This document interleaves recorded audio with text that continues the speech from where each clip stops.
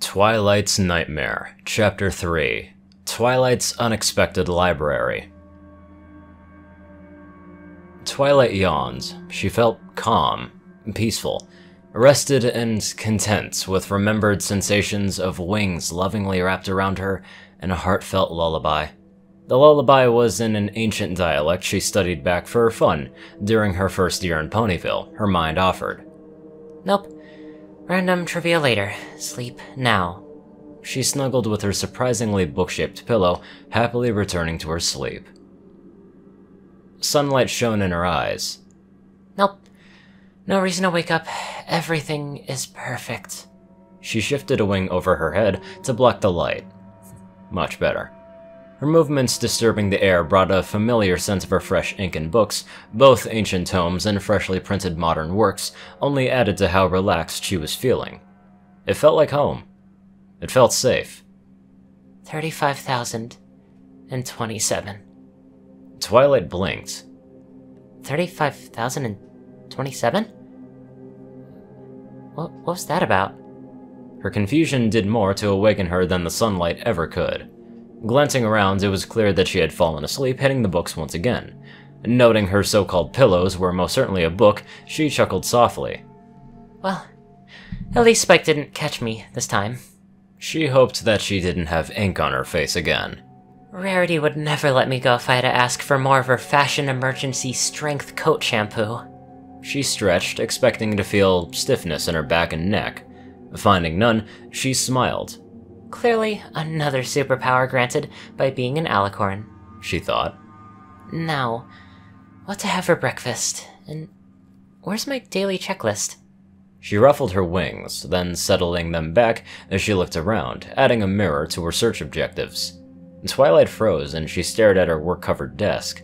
The desk in her bedroom, her room in the Golden Oaks Library, the same Golden Oaks Library which was now long destroyed.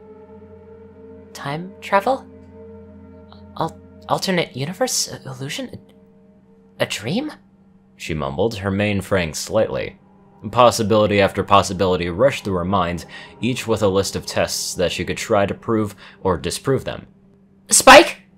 Spike! She called out, trying and failing to hide the panic in her voice. She waited, and there was no response.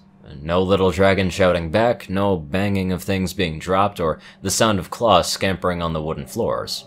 Not even a quiet request for 5 more minutes. All her senses told her that she was alone. Where is Spike? What's going on? She had to know, and she wanted to know right this instant. Her mind dragged her attention to the books and scrolls on the desk, and maybe that would give her some clues. The puzzle they made up giving her something to focus on at least. And with her panic put aside, now calmly waiting its turn, she looked at the first open book reading its title. Red Hove's Study on Vampony Magic. Celeste, what's this doing here? I thought I put that back years ago, and I was only interested in it because of the silly book series named after me. If they find I have it, I'll be sent back to magic... Twilight stopped herself and inhaled a deep, calming breath, falling back to Cadence's breathing trick. Breathe in, breathe out. Everything is gonna be just fine. Now, somewhat calmed, she looked back to the rest of the texts, her mind adding the new panic to the orderly queue behind the last one. Okay, Twilight, no need to panic. No deadline here, so no way to be tardy at all. You're even a princess now. You're allowed any books that you want. Even that one. With one more deep breath, she focused back onto the desk. Shining Armor's specialty shield spell caught her attention next. Wait, BBBFF? When did you publish a book? She picked up the book, idly flicking through it, as she kept on with her investigation. He did forget to tell her about the wedding, so it is not beyond plausibility that he would have betrayed her in this fashion, but for her to not have found it in the catalog of spellbooks she browsed, she hungrily seeked anything new, doubtful. She hugged the white tome with her brother's cutie mark on its cover close, and she could almost believe that it was a treasured gift, a memento from him. Next, Advanced Spell Mechanics books 1 through 10. Nothing to worry about there. Standard reference materials for any halfway competent spell work or a bit of light reading. a scroll detailing Nightmare Moon's miasma body transmutation, written in Twilight's own horn, writing no less. Oh, this spell could be so much fun. I could get Rainbow back for all those pranks. All in good spirits, naturally, but how and why do I have it? Lighting her horn, she lifted the scroll, scrutinizing every detail. Other than the fact that she didn't really remember writing it, she was confident it was her work. So, time travel, memory problems, or another world? Twilight tapped her hoof on her chin. Am I Luna's student in this world, and Celestia is now back from her banishment in the sun for wanting eternal day? She wondered. A quick glance at her bookshelf disproved that idea. Right there, where it should be on the third shelf, was her Celestia's School for Gifted Unicorns yearbook. All the advanced spell mechanic books rose in her magic, revealing more scrolls concealed beneath them. The books floated off, filing themselves away on the bookshelf next to her desk, and she examined the new scrolls. The top one just had a running count on 35,027. Wait. There's that number again. But what is it counting? Something dug at her memories, and she should know this.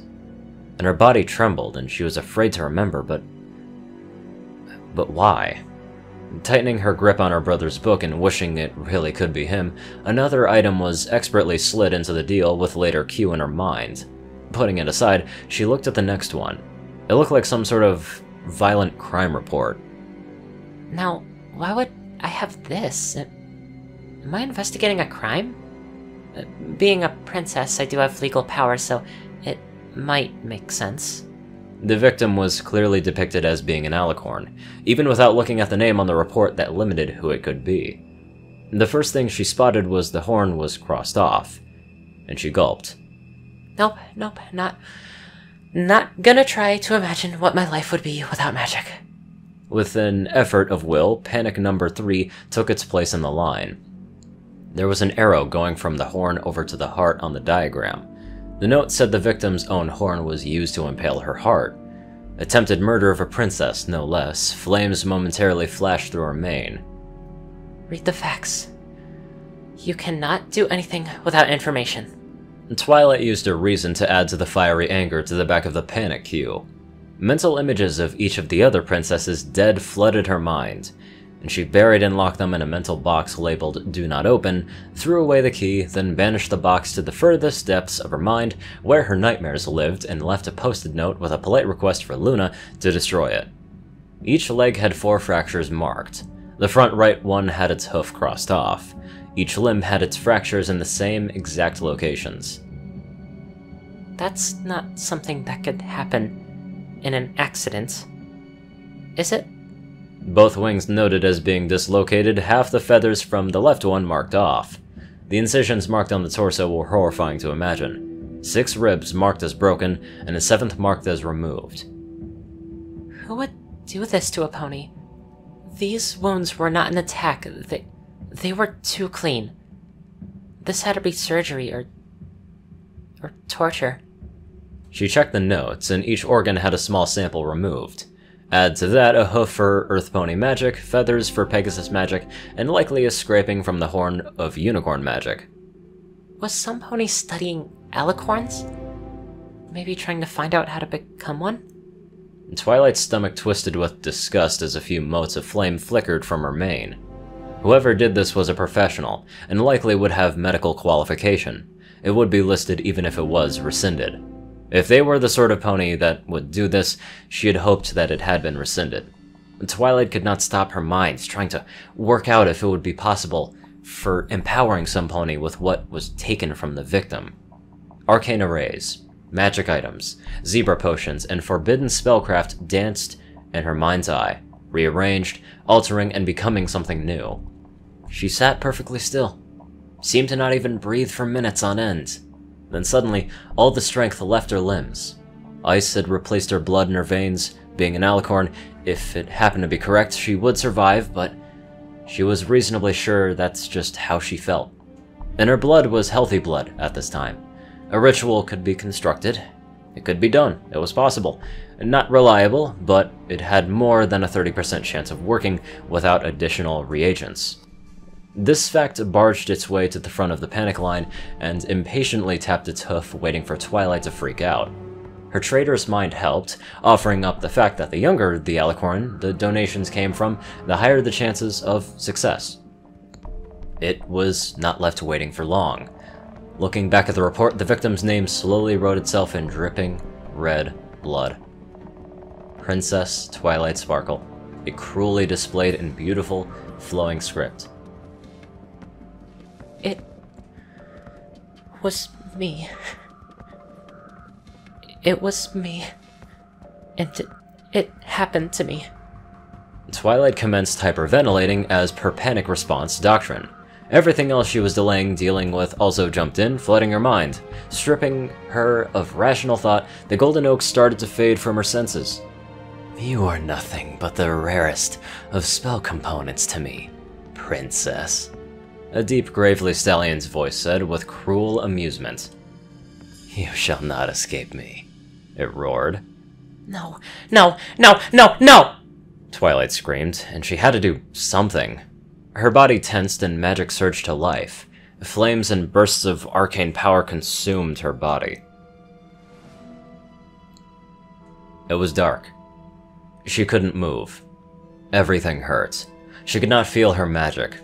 A migraine started where her horn used to be, making thinking almost impossible. And Twilight watched helplessly, screams escaping her as sharp blades danced with precise movements of telekinesis, dipping and diving as they cut into her flesh. Rarity being the only pony she had ever encountered with better control. In the corner of her eye, she could see a little lavender filly, dutifully recording every cut the blades made on a scroll.